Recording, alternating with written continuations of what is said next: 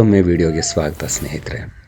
ಇವತ್ತು ನಾವು ನಿಮ್ಮ ಮುಂದೆ ತಂದಿರುವಂತಹ ರೆಸಿಪಿ ನಿಜಕ್ಕೂ ಅಪೂರ್ವದಲ್ಲೇ ಅಪೂರ್ವವಾದಂತಹ ಒಂದು ರೆಸಿಪಿ, ಮುಡವಾಟಕಾಲ್ ಸೂಪ್.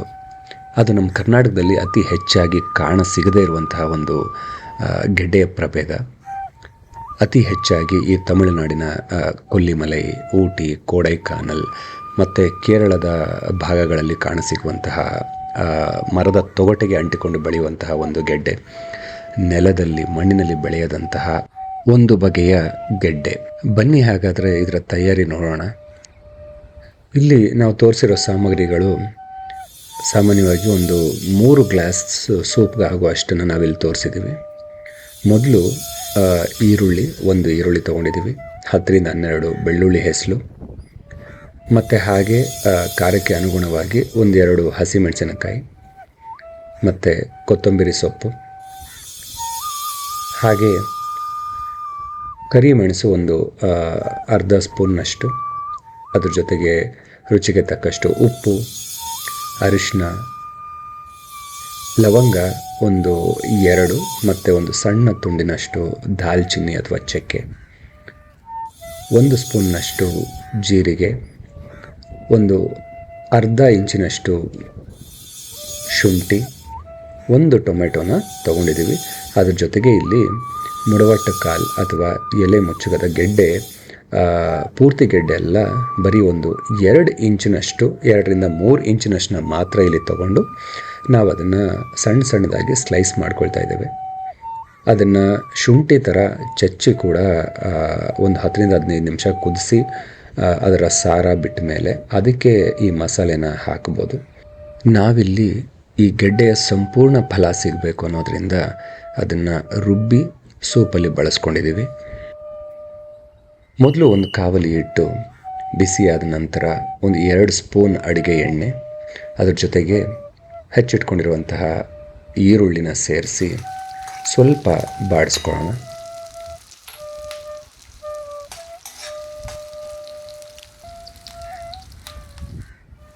ನಂತರದಲ್ಲಿ ಮಿಕ್ಕಿರುವಂತಹ ಸಾಮಗ್ರಿಗಳು ಈಗ ಎಲ್ಲವನ್ನು ಒಟ್ಟಿಗೆ ಸೇರಿಸಿ ಅದನ್ನು ಸಹ ಎಣ್ಣೆಯಲ್ಲಿ ಬಾಡಿಸ್ಕೋಬೇಕಾಗತ್ತೆ.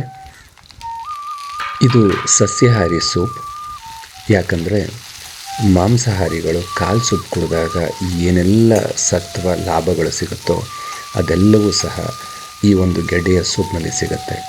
ಮೂಳೆಯ ಬಲಿಷ್ಠತೆಗೆ ಈ ಗೆಡ್ಡೆ ಪ್ರಾಮುಖ್ಯತೆಯನ್ನು ಹೊಂದಿದೆ ಸ್ನೇಹಿತರೆ.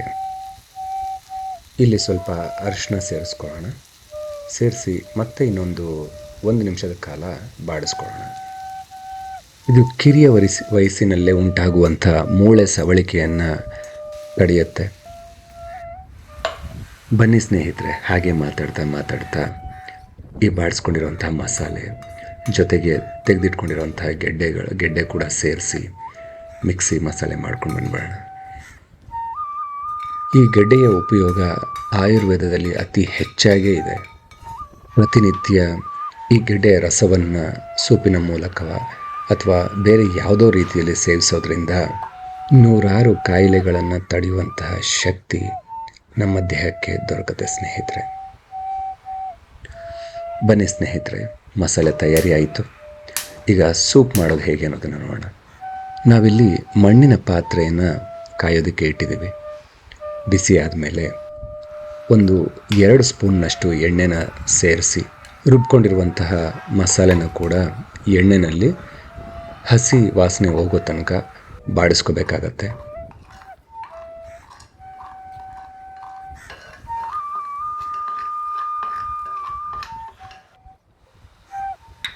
ಈಗ ಮಸಾಲೆ ಕುದೀತಾ ಇದೆ, ಹಸಿ ಸ್ಮೆಲ್ಲೆಲ್ಲ ಹೋಗಿದೆ. ಇವಾಗ ನಮ್ಮ ರುಚಿಗೆ ತಕ್ಕಷ್ಟು ಉಪ್ಪನ್ನು ಸೇರಿಸ್ಕೋಬೇಕಾಗತ್ತೆ. ಈಗ ನಮ್ಮ ಅಳತೆಗೆ ತಕ್ಕಷ್ಟು ನೀರಿನ ಪ್ರಮಾಣವನ್ನು ಇಲ್ಲಿ ಬೆರೆಸ್ಕೋಬೇಕಾಗತ್ತೆ. ನಾವಿಲ್ಲಿ 3 ಗ್ಲಾಸ್ ಸೂಪ್ಗೆ ಆಗುವಷ್ಟು 5 ಗ್ಲಾಸ್ ನೀರನ್ನು ಬೆರೆಸಿದ್ದೇವೆ.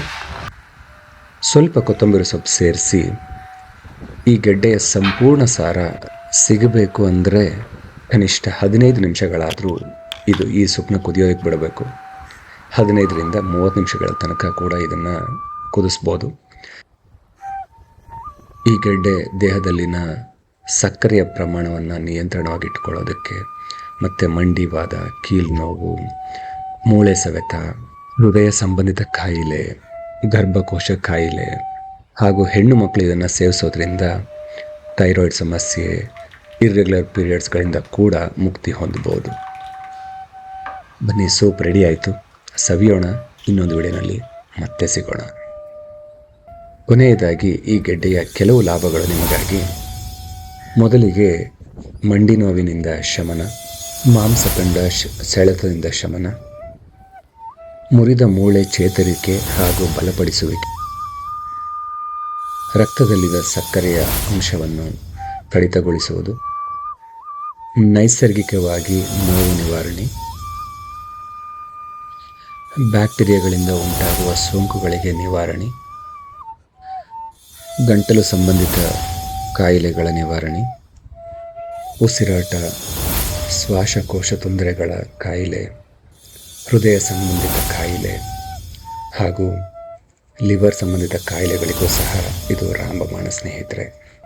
ಮತ್ತೆ ಸಿಗೋಣ.